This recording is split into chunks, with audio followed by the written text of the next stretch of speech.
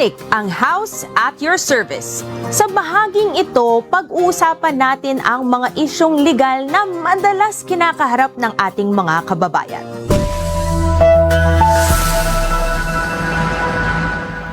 Dumulog sa House at Your Service ang isang single mother para ireklamo ang kanyang dating live-in partner ng pangbubugbog, pananakit, pamamahiya, pagbabanta at pag-abandona sa anak.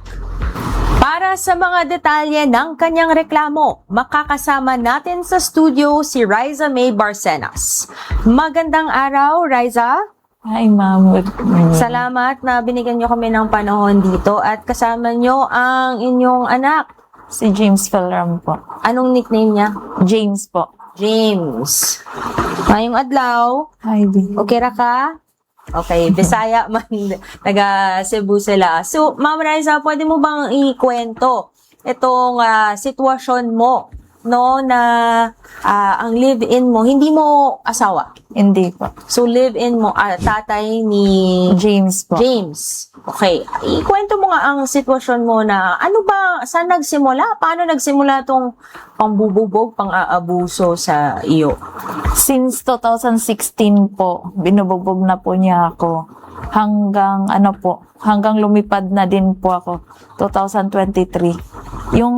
Ang pagbububog niya sa lahat ng parte ng katawan? Yung punteriya lang po niya, yung dito ko po, yung sa may suso at saka yung sa tiyan para po walang makitang ebidensya. Anong natitrigger?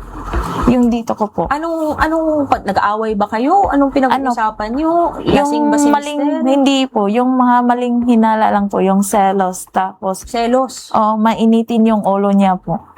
Bigla na lang. Opo. Tapos bigla na lang siyang mananakit sa inyo. Yes po. Tapos And- nakikita po ng bata. Oo, si James, nakikita mo. Matanaw mo maghilak si mami, niya si papa. Hindi. Wala. Na, Pinakalit? Biglaan, no? Tinatanong ko kung yung nakikita po ni Baby James, pilang yun yung edad sa panahon na to? ano ma'am? 3 years old. Hanggang na siya ma'am. Hanggang 8 nakikita niya. So 5 years, 3 years old to 5 years old, ay exposed na tong si baby, itong bata na si James sa pananakit na nagtitrigger, no? At sabi niyo po, umalis po kayo Opo. para makahanap ng trabaho sa Saudi. Opo. And Na din po sa kanya, makaiwas na din at Makaiwas. makalayo na po. at wala kayong choice na iwan si Sa James. mama ko po. Asan sa mama mo? Opo. Hindi niyo mo iniwan doon sa mismong lalaki. Hindi. Okay. And ang sitwasyon mo dun sa Saudi, kanina, kunento mo rin, kahit doon, yung employer mo ay binugbog ka doon. No? Pero Yes po. ibang kwento ito. Pero ito yung pinagdaanan ni Ma'am Riza na hindi na siya nakawala sa mga lalaking nang aabuso sa kanya. Yes No? po. Sa mga kakataon na ikaw ay binabanatan niya, binubugbog, ano naman ang sinasabi niya sa iyo? Sino po yung Yung lalaki. yung asawa ko po? Yung ka-live-in niyo. Ano po, sinasabihan niya po ako ng malandi, pokpok, sino-sinong lalaki po. Kahit naman po wala akong ginawa.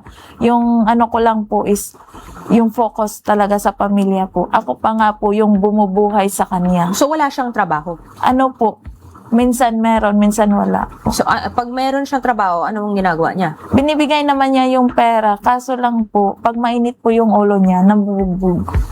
Ano ang ginagawa niyang trabaho? Security guard po, minsan Security guard na nagka-grab. ng bubugbog. Nako, delikado yan. Kayo po, sa panahon na yon, ano yung trabaho niyo bago kayo Ano po? umalis? Nagbi-business po ako. May business kayo? Opo. Maliit na negosyo doon sa Cebu. Ano po, sa palengke po. Oo.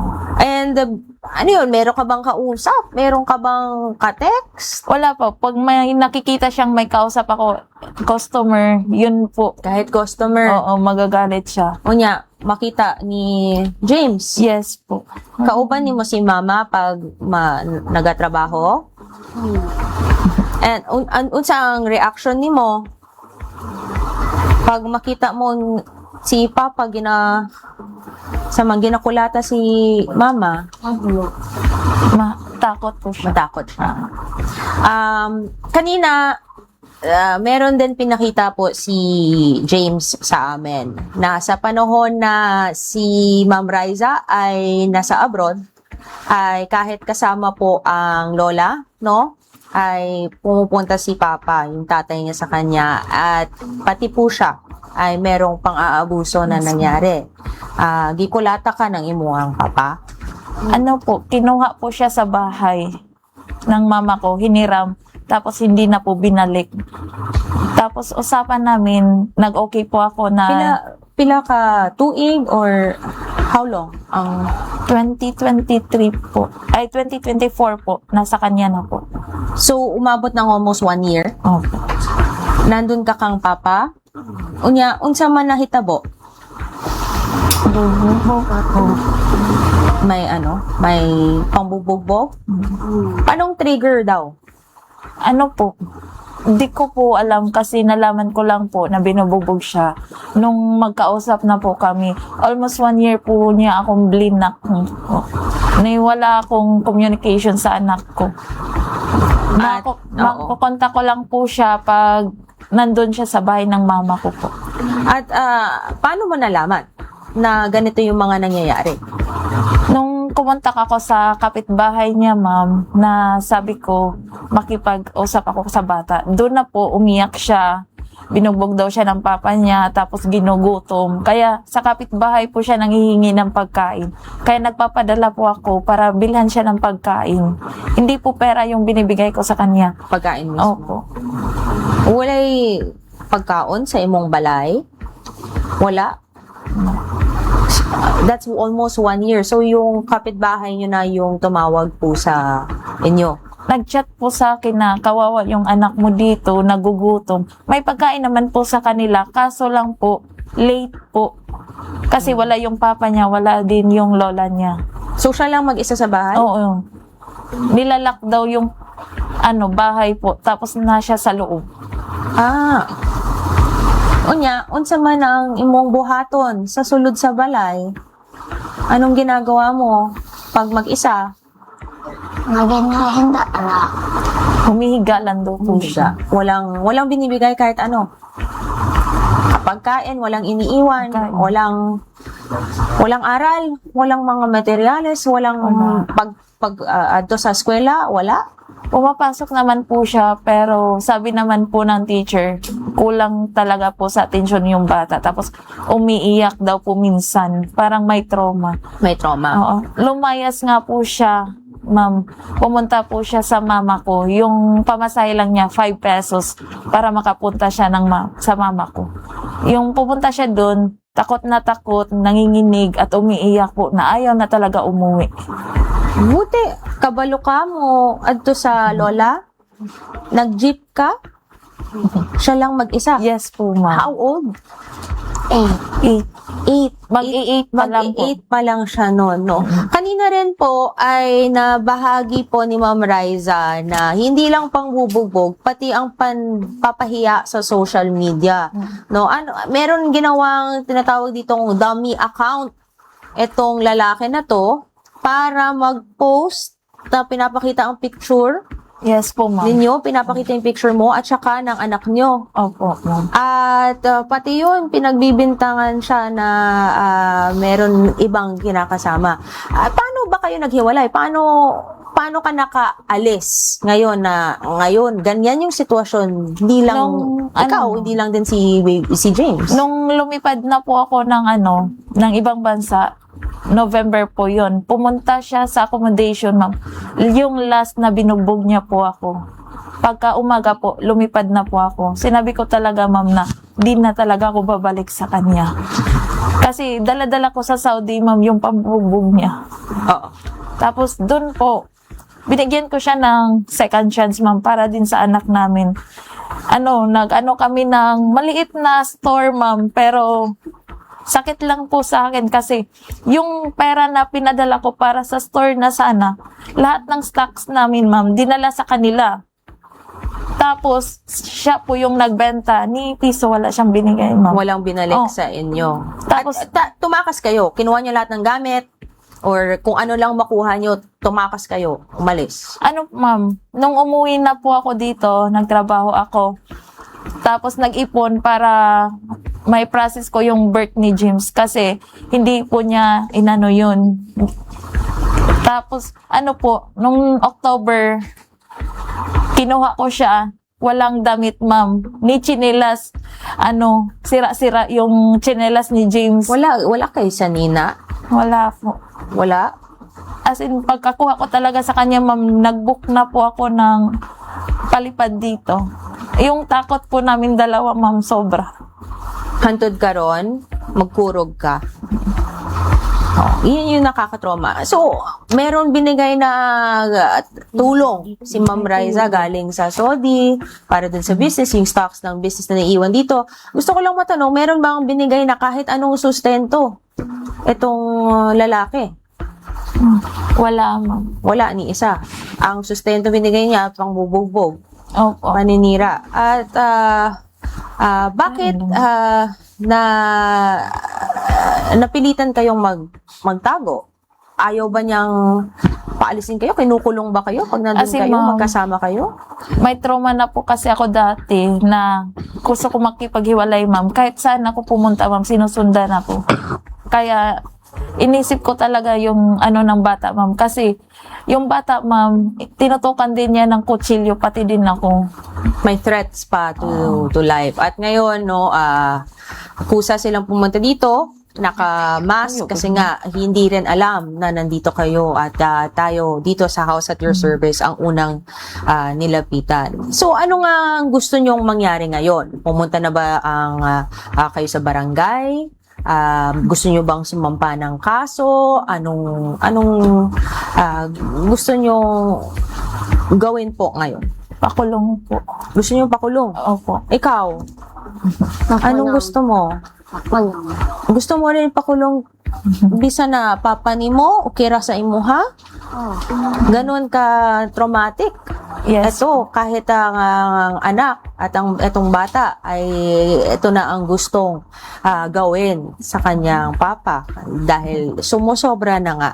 At sinubukan naman po namin kunin ang panig ng kanyang dating kinakasama, subalit hindi naman po sumasagot sa aming mga tawag at mga mensahe. Para naman bigyan linaw ang problema ni Riza, makakausap natin via phone patch si DSWD Assistant Secretary at Spokesperson Irene Dumlao. Magandang araw po, Asek Dumlao. Magandang araw po, Attorney. Magandang araw po sa lahat ng sumusubaybay ng inyong programa. Salamat sa pagbigay ng panahon po sa amin. Kasama po natin ngayon si Ma'am Riza May para ireklamo ang kanyang dating ka-live-in ng pagbubugbog, pananakit, pamamahiya, pagbabanta at ang pag-abandona sa kanyang anak. No? Asik, ito medyo malala po ang nangyayari sa kanila. Hindi lang pangbubugbog dito sa kay Ma'am Riza. Ay meron din hindi lang pag-abandon, hindi pagbibigay ng sustento at pagbubugbog din sa kanilang anak na ngayon ay pa 8 years old, no? Sa usapin ng mga ganito na sustento muna, may karapatan po ba itong si Riza habulin ng kanyang dating kinakasama para sa kanyang anak? Well, Attorney, unang-una nais po natin banggitin na ang Department of Social Welfare and Development ay aktibo po na nagsasagawa ng iba't ibang mga programa at activities para po makombat o malabanan ang violence against women and children. At nagpo-provide po tayo ng iba't ibang mga serbisyo. It's actually a comprehensive package of services, kagaya nga po ng temporary shelter. Kung halimbawa sila ay naabuso, meron po tayong mga shelter niyan for victim survivors. Nagpo-provide din po tayo ng tulong para ma-refer sila sa mga legal offices o sa mga legal experts para sa mga pagsasampa ng kaukulang ng kaso.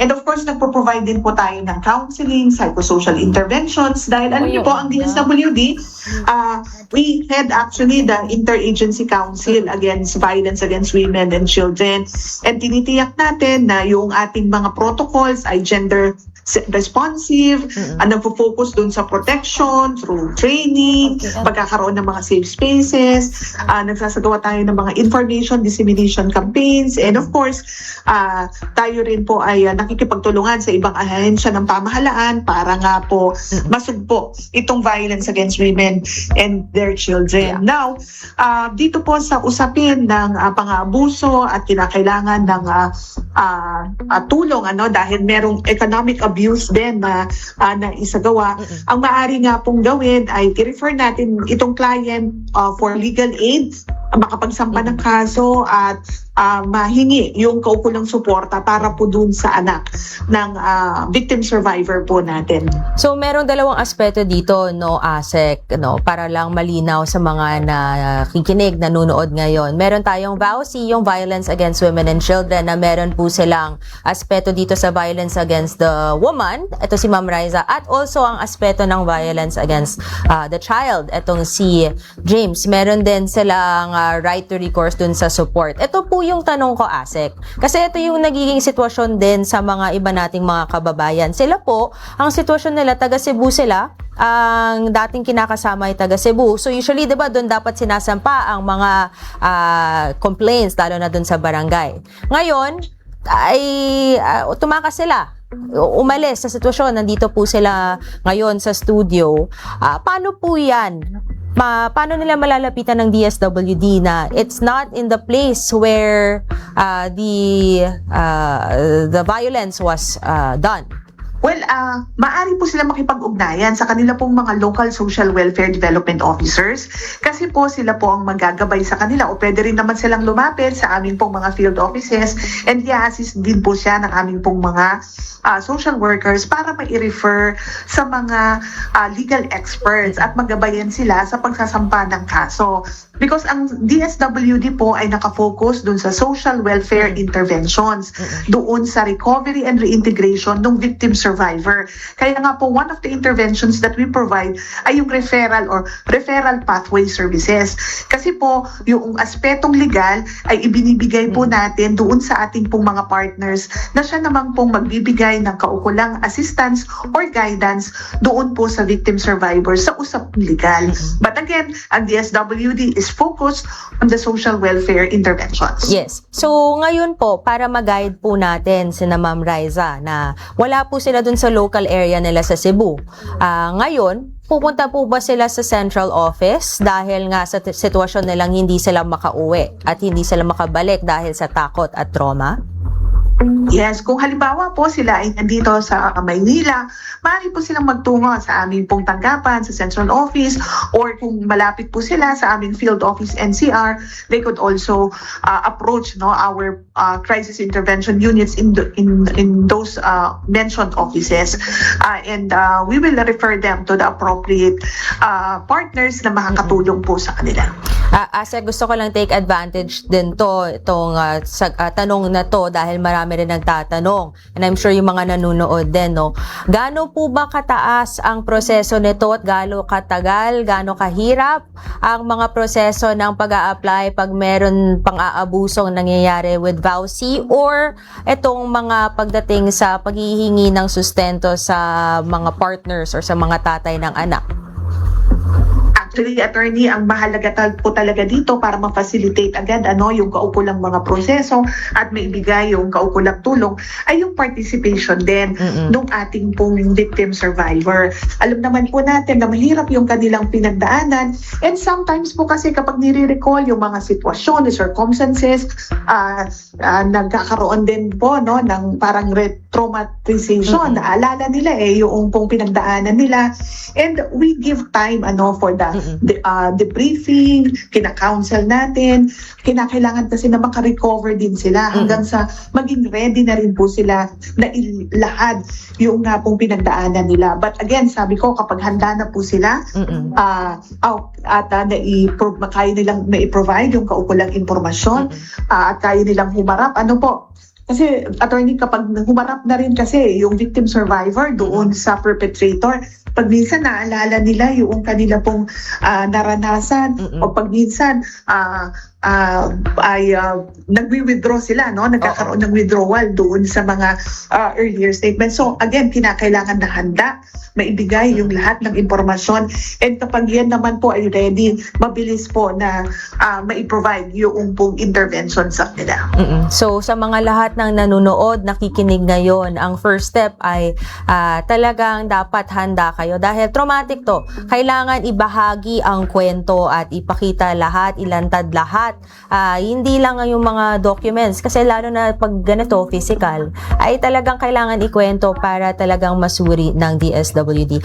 Asek, ano po ba ang masasabi nyo dito sa kanila Mama Riza at kay James na 8 years old na kasama po natin with DSWD's mga intervention and programs? Well, unang-una tayo ay nagpapasalamat sa kanila, ano? Kasi po, they're very brave. They're very brave to come out and share their story, and talagang sila po ay inilahad nila yung kanilang pinagdaanan, and that they are firm. Nagpapasalamat tayo sa mga ganito yung mga victim survivors, kasi ayaw nilang magtago. Ayaw po nilang kinikim-kim lang yung kanila pong mga pinagdaanan, and they are bringing it out, no, to the public na ito yung pang-aabuso na naranasan nila, and gusto nila na matapos itong pag-aabuso, and that gusto rin po nila na makarecover at makabangon mula nga po sa naranasan nila. So, sa mga ganito pong pagkakataon, we would like to assure them that the DSWD, together with other agencies of the government, of course, and yung mga social workers natin na talagang lumalaban against violence against women and children, ay susuporta po sa kanila, because mahalaga po ito for the DSWD as lead in social protection, and again, makakaasa po sila ng pagtulong at paggabay po mula sa atin. So at least may assurance po tayo kay ASEC na ang DSWD ay handa sa mga ganitong sitwasyon. Kailangan lang po din na handa ang mga victims na pumunta at maging brave enough to share their story. So dito balikan natin para lang clear kanila Ma'am Riza, ano ang pwedeng mga i-file na kaso sa narinig nyo ngayon, ASEC? Yes, pwede po sila magsampa ng kaso laban sa naging perpetrator nga po. Ito ay violation ng Republic Act 9262, na kung saan nakita nga po, batay doon sa initial nilang statement, meron pong physical abuse, and meron din pong verbal, and meron din pong economic abuse. So again, maganda po na makausap po nila yung pong mga legal experts para po maisaayos yung kanila pong paghahain ng kaso. And of course, nakaantabay naman po kami to provide the necessary support. Kasi kung halimbawa po may mga kinakailangan na mga fees na bayaran sa pagsasampa ng kaso, we could also assist them for that. At ito yung assistance na binibigay ng DSWD, no? Hindi dapat sila matakot na ngayon, 'di ba, meron mga anong kaso to, may mga legal, ay pwede lang pumunta sa central office at kausapin ang mga nandoon na social workers to guide at saan naididirekta para matulungan both in the aspects under DSWD programs and under sa mga legal, no? ASEC Dumlao, dahil po dyan, sasamahan po namin si Riza at si James sa inyo pong opisina. Maraming salamat po, ASEC Irene Dumlao. Siya po ang tagapagsalita ng Department of Social Welfare and Development. So, Riza, ano ang gusto mong sabihin ngayon na narinig mo na rin ang sinabi ni ASEC? Marami pong salamat sa tulong po. At sana po matulungan nyo din po ako na i-file yung kaso para po mabigyan ng hustisya po yung anak ko. Hindi lang sa anak ko, pati din po sa akin. Thank you po. Maraming salamat, Riza, sa iyong pagtitiwala sa House at your service. Huwag kang mag-alala, sasamahan ka ng aming staff para sa inyong mga concerns at para pumunta po kayo sa DSWD. Abangan, ginang na humingi ng tulong medikal para sa kanyang anak na may sakit na cerebral palsy. Agarang natulungan ng ating programa sa pagbabalik yan ng House at Your Service.